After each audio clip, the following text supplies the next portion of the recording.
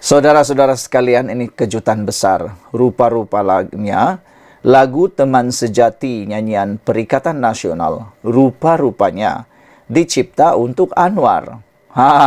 Ini paling hangat. Baru betul kena pada orangnya. Itu antara reaksi pengguna TikTok Ajay yang meninggalkan komentar selepas melihat satu video tular di laman sosial berkenan. Video berdurasi 2 menit 20 saat itu memaparkan bekas vokalis kumpulan Brothers Yasin Sulaiman menyanyikan lagu berjudul Teman Sejati. Dalam video yang ditularkan kembali itu kelihatan sosok tubuh Perdana Menteri Datuk Seri Anwar Ibrahim. Turut bersama beliau ialah setiausaha politik kanannya Datuk Seri Samsul Iskandar Muhammad Akin, bersama-sama menyanyikan lagu tentang sahabat dan perjuangan itu. Saya Makan Harapan Daily mendapati rakaman nyanyian Yasin bersama Anwar dan pemimpin PKR itu sempena pelancaran pertubuhan Generasi Keadilan Malaysia pada 6 Julai 2019 di Ibu Negara. Lagu yang sesuai dengan salur perjuangan bukannya pengkhianatan. Lagu asal untuk Datuk Seri Anwar Ibrahim dan teman hingga berjaya jadi Perdana Menteri ke-10. Alhamdulillah lagu ni khas cipta untuk Perdana Menteri ke-10 tersayang. Demikian antara komentar daripada warga maya. Selain itu terdapat juga warga maya yang menyifatkan lagu tersebut tidak bersesuaian ketika Perikatan Nasional PN menyanyikannya. Kata mereka ini baru sesuai. Masa Perikatan Nasional nyanyi macam tak kena je, kata beliau. Ada geng tu pun nak juga guna juga lagu ni. Depa tak ada lagu ke? Soal seorang pengguna laman sosial yang lain. Selain daripada itu, saudara-saudara sekalian, lagu Hoi Ya Hoi Penyamun tetap relevan tarik perhatian kata Ultimate. Pada pilihan raya umum ke-15, lagu ciptaan sepenuhnya oleh Ultimate berjudul Aduh Malaysia telah menjadi siulan buat penyokong-penyokong tegar Pakatan Harapan PH. Ultimate atau nama sebenarnya Syed Ahmad Syed Abdul Rahman mencipta lagu itu dengan mengubah lirik asal Alibaba dengan 40 penyamun dan dilancarkan sendiri di pentas politik pada program Rapat Mega PKR 2012 di Ampang pada 12 September lalu. Lagu itu kemudian menjadi tular sepanjang kempen PRU15 dan digunakan oleh pemimpin serta jentera PH untuk dijadikan sebagai bahan kempen. Namun, selepas pembentukan Kerajaan Perpaduan, Ultimate telah diserang oleh netizen kerana rata-rata warganet media sosial meluahkan kekesalan dan meninggalkan sindiran halus seolah-olah lagu itu memakan dirinya. Ultimate yang juga ketua cabang PKR Ampang berkata dirinya tidak tersindir langsung dengan cakap-cakap orang. Malah, perkara itu menjadi petunjuk prestasi KPI bagi dirinya dan yakin bahawa lagu ciptaan itu menjadi sukses. Attention is the new currency. Perhatian itu merupakan satu umatawang baru. Jadi, lagi ramai orang bercerita tentang lagu itu, maknanya ada emotional engagement, keterlibatan emosi katanya. Apabila seseorang melibatkan emosi terhadap suatu karya, maknanya karya itu positif, katanya ketika di Tumbual Harapan Daily pada Jumaat. Menurutnya, bagi individu yang berkarya seni dalam pelbagai bidang seperti penghasilan cerpen, filem, lukisan dan lagu akan merasa teruk apabila karya-karya yang dihasilkan mereka tidak mendapat sebarang reaksi langsung daripada orang sekeliling. Katanya, lirik lagu Aduh Malaysia dihasilkan dalam masa 15 minit itu juga tidak membebankan dirinya untuk mengeluarkan sebarang wang perbelanjaan.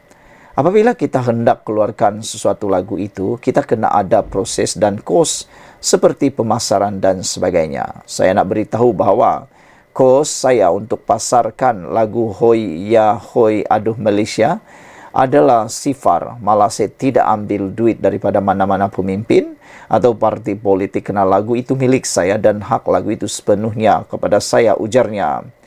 Terdahulu, Ultimate telah menyerahkan royalti lagu Aduh Malaysia kepada waris seniman agung Allahyarham Tan Sri P. Ramlee sebagai hadiah dan penghargaan atas jasa yang dicurahkan seniman agung kelahiran Pulau Pinang itu. Beliau turut maklumkan bahawa mesej lagu itu adalah umum dan kebanyakan lagu-lagu ciptaannya, termasuk lagu rap, sebenarnya adalah lagu rakyat. Apabila lagu rakyat, kita mesti fikir Nur Aniza Idris. Tidak, lagu rakyat ini adalah lagu yang bertemakan rakyat.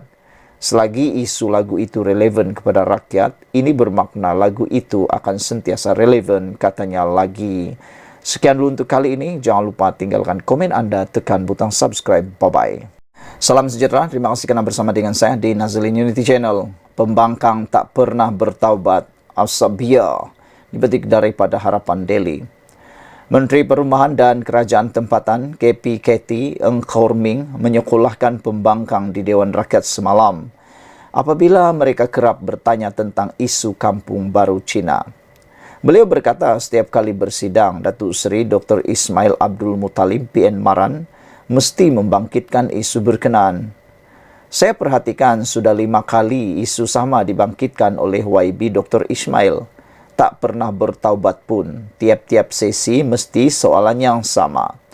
Oleh kerana itu, saya harap esok hari ini bulan Ramadan, biarlah kali terakhir saya jawab dengan penuh tenang jiwa supaya tidak payah ulang, katanya ketika sesi penggulungan perbahasan tinta diraja.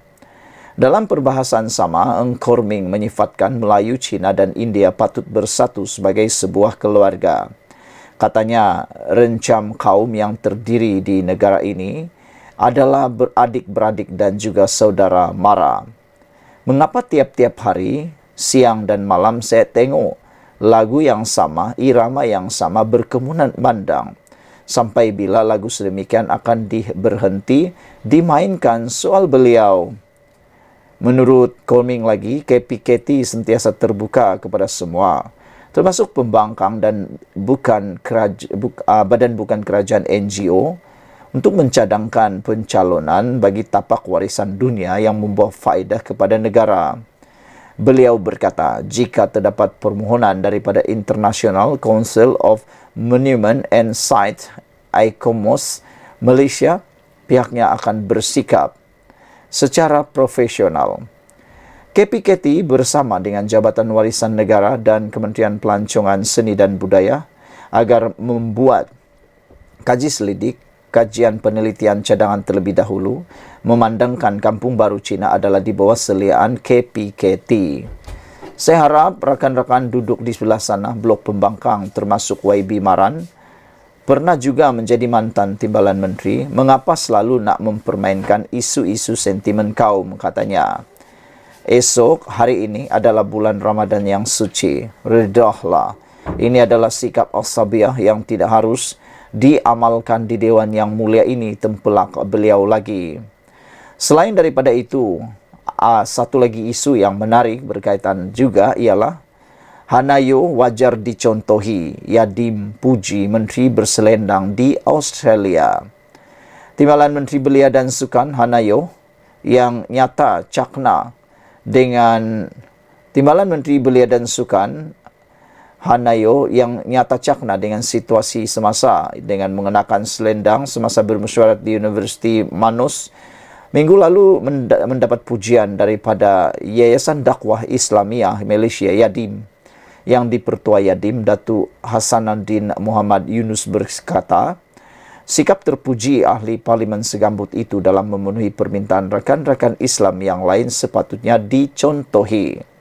Ini kerana katanya ia menunjukkan sikap toleransi atas dasar semangat menghormati tanpa membelakangkan fahaman dan kepercayaan agama masing-masing.